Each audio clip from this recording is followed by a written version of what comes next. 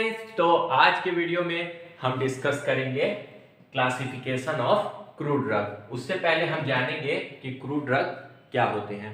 पिछले लेक्चर में हमने ऑर्गेनाइज्ड और अनऑर्गेनाइज्ड ड्रग को कवर कर दिया। उसके साथ साथ अनऑर्गेनाइज्ड के जो फर्दर टाइप थे उनको भी कवर कर दिया है। आज के लेक्चर में classification of crude drug cover होगा। तो देखते हैं कि आखिर क्रूड ड्रग क्या होते हैं। These are unmodified natural substances obtained from plant, animal and mineral। ये टू टाइप के होते हैं जो कि मैंने पिछले लेक्चर में बताया। एक होते हैं ऑर्गेनाइज्ड और एक होते हैं अनऑर्गेनाइज्ड। ऑर्गेनाइज्ड जो होते हैं ये सेलुलर स्ट्रक्चर होते हैं और वही अनऑर्गेनाइज्ड ए सेलुलर स्ट्रक्चर होते हैं। तो देख लेते हैं क्लासिफिकेशन क्या होते हैं क्रूड ड्रग के। पहला होता है अल्फाबेटिकल, दूसरा मॉर्फोलॉजिकल, टैक्सोनॉमिकल, केमिकल, फार्माकोलॉजिकल, कीमोटैक्सोनॉमिकल और सेरोटैक्सोनॉमिकल। ये आपके सिलेबस में इतने दिए हुए हैं। तो सबसे पहले हम देखते हैं कि alphabetical classification of crude drug क्या होते हैं। तो सबसे पहले देखते हैं अल्फाबेटिकल क्लासिफिकेशन क्या होते हैं। In this classification the crude drug are arranged alphabetically either in Latin name और English name। यानी कि ये अल्फाबेटिकली ए से लेकर जेड तक अरेंज होंगे। जैसे ए से अकेसिया, बी से बेंजोइन, सी से सिंकोना, डी से डिल, ई से एल्बर्ट, एफ से फेनल। इसी तरह सीक्वेंस में जेड तक पूरी सीरीज जाएगी। बात करते हैं ये किस पे बेस्ड होते हैं। Indian pharmacopoeia, British pharmacopoeia, British pharmacopoeia codex, European pharmacopoeia और एक लास्ट है जो वो है United State pharmacopoeia and national formulary. तो अब देखते हैं कि morphological classification of crude drug क्या होते हैं। तो अब देख लेते हैं मॉर्फोलॉजिकल क्लासिफिकेशन।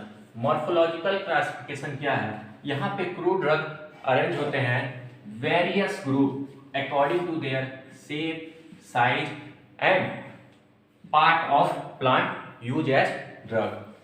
जैसा कि मैंने पिछले लेक्चर में बताया है, ऑर्गेनाइज्ड ड्रग और अनऑर्गेनाइज्ड ड्रग, यही आपका है मॉर्फोलॉजिकल क्लासिफिकेशन। ऑर्गेनाइज्ड ड्रग जैसे कि मैंने बताया था ये सेलुलर होते हैं और इसका ड्रग ऑब्टेन होता है direct the part of plant. और वही अनऑर्गेनाइज्ड ड्रग जो कि ए सेलुलर होते हैं और इसका ड्रग डिराइव होता है plant by some process such as extraction and purification. और इनके ये एग्जाम्पल को लर्न करना है। तो अब हम डिस्कस करते हैं टैक्सोनॉमिकल क्लासिफिकेशन। तो टैक्सोनॉमिकल क्लासिफिकेशन स्टार्ट करने से पहले इसके पहले जो मैंने क्लासिफिकेशन कराया है जो कि है आपका मॉर्फोलॉजिकल क्लासिफिकेशन, उसमें इतने ज़्यादा एग्जाम्पल दिए हुए हैं उन्हें सब याद करने की ज़रूरत नहीं है। अगर आप 2 से 3 याद रखेंगे तो भी आपके लिए काफ़ी है। और एक अनऑर्गेनाइज्ड ड्रग का जो एग्जाम्पल मैंने बताया गम का, अकेसिया, वो जीपैट 2021 में पूछा गया है, उसे आप याद रखिए। तो अब शुरू करते हैं हम टैक्सोनॉमिकल क्लासिफिकेशन। टैक्सोनॉमिकल क्लासिफिकेशन से आप रूबरू होंगे क्लास 11th में लिविंग वर्ल्ड में।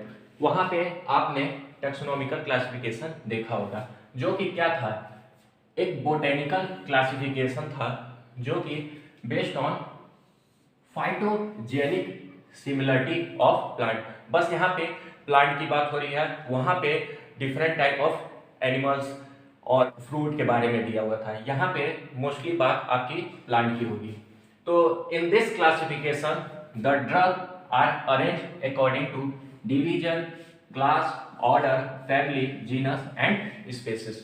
तो देखते हैं सारे ड्रग के डिवीजन को, क्लास को, ऑर्डर को और फर्दर जितनी भी चीजें दी गई हैं। पहले देखते हैं ड्रग सेना। सेना जो होता है इसका डिवीजन होता है एंजियोस्पर्म। बात करें इसके क्लास की तो ये एक डाइकोटिलीडन होता है। बात करें इसके ऑर्डर की तो ये है रोसेलिस। वही फैमिली इसकी है लेगुमिनेसी। बात करें इसके जीनस की तो वो है कैसिया। वही स्पेसिस इसकी अंगस्टिफोलिया। ऐसे ही फेनल का एक एंजियोस्पर्म ये भी है। बात करें इसके क्लास की तो ये भी एक डाइकोटिलीडन है। बात करें नक्स भूमिका की तो सिमिलर, इसका भी डिवीजन और क्लास फेनल के तरह ही है।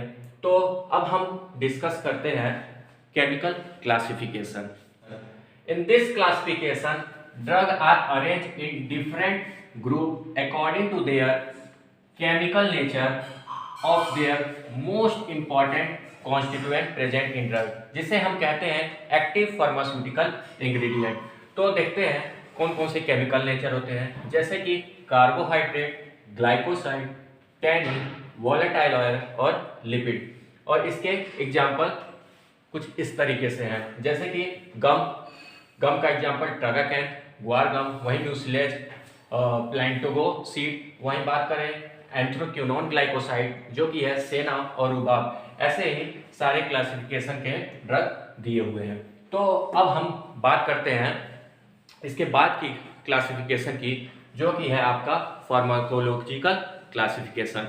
फार्माकोलॉजिकल क्लासिफिकेशन को किस तरीके से क्लासिफाई किया गया है उसको भी हम बेहतर तरीके से जानते हैं। देख लेते हैं आखिर क्या होते हैं pharmacological classification. Pharmacological classification. In this classification, crude drugs are arranged according to their pharmacological action. It's mean therapeutic action. देखिए कौन कौन से pharmacological action है, कहाँ पे। पहला है drug acting on gastrointestinal tract. इसमें कौन है, एमेटिक्स, कार्मिनेटिव और परगेटिव। एमेटिक्स जो कि वोमिटिंग के ट्रीटमेंट के लिए यूज होते हैं, वहीं परगेटिव जो कि लूज मोशन में यूज होते हैं। एग्जाम्पल देख लेते हैं। एमेटिक्स का है आईपीसी, बात करें कार्बोनेटिव का तो है मेंथा और कार्डमम। बात लास्ट कर लेते हैं परगेटिव जो कि होगा सेना और कैस्टर ऑयल। फिर उसके देख लेते हैं drug acting on respiratory system. इसके कौन कौन से हैं, एक्सपेक्टोरेंट और एंटीटिसिव। दोनों ही किसके लिए यूज होता है, कफ ट्रीटमेंट के लिए। इसके एग्जाम्पल ले देते हैं। एक्सपेक्टोरेंट में होंगे लिक्विराइड और वसा का। बात करें एंटीटूसिव के होंगे ओपियम, कोडीन और नोस्क्वेपिन। लास्ट में देख लेते हैं drug acting on cardiac system. इसके कौन कौन से एग्जाम्पल, दो हैं, एक है कार्डियक डिप्रेसेंट, एक है एंटी हाइपरटेंसिव। कार्डियक डिप्रेसेंट का होगा सिंकोना और लास्ट देख लेते हैं एंटी हाइपरटेंसिव, इसका होता है रोल्फिया। ये जो रोल्फिया एज एंटी हाइपरटेंसिव यूज होता है, इसका क्वेश्चन जीपैट 2097 और 10 और 17 कई बार पूछ चुका है। तो इसको आप बिल्कुल याद रखिएगा, रोल्फिया यूज एज एंटी हाइपरटेंसिव।